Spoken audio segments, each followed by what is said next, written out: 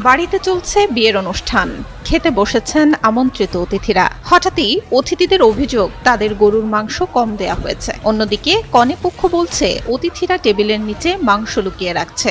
এই নিয়ে শুরু হয় তুমুল বাকবিতণ্ডা, যা এক পর্যায়ে রূপ নেয় সংঘর্ষে। এতে আহত হন দুই পক্ষের অন্তত 10 জন। সোমবার বিকেল ৩টায় ফরিদপুরের ভাঙ্গা উপজেলার দেওড়া নয়াকান্দি গ্রামে এমন ঘটনা ঘটে। এলাকাবাসী জানান, ওই গ্রামের বাসিন্দা লাভলু শেখের মেয়ের বিয়ের অনুষ্ঠান চলছিল। সেই উপলক্ষে বরপক্ষ, আত্মীয় স্বজন ও গ্রামবাসীকে দাওয়াত দেয়া হয়। নন ইনভার্টার এসির দামে ঘরে আনুন বিদ্যুৎ সাশ্রয়ী ইনভার্টার এসি।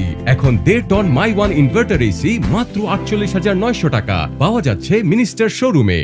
কনেপক্ষ ও তাদের আমন্ত্রিত অতিথিদের পাল্টাপাল্টি অভিযোগের এক পর্যায়ে শুরু হয় সংঘর্ষ। এতে উভয় পক্ষ লাঠিসোঁটা ও ইট পাটকেল নিয়ে একে অপরের উপর হামলা চালায়। এ সময় আহতদের উপজেলা স্বাস্থ্য কমপ্লেক্সে ভর্তি করা হয়।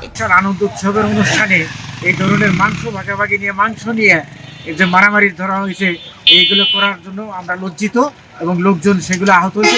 তাদের ভাঙ্গা হাসপাতালে ট্রিটমেন্ট চলতেছে।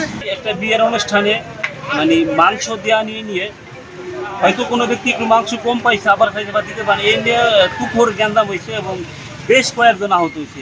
পুলিশ জানায়, সংঘর্ষ হয়েছে কনেপক্ষের সঙ্গে গ্রামবাসীর। বরপক্ষের কোনো ঝামেলা হয়নি। খবর পেয়ে পুলিশ ঘটনাস্থলে গিয়ে পরিস্থিতি স্বাভাবিক করলে বরপক্ষ আবার মেয়ের বাড়িতে আসে এবং বিয়ে সম্পন্ন হয়।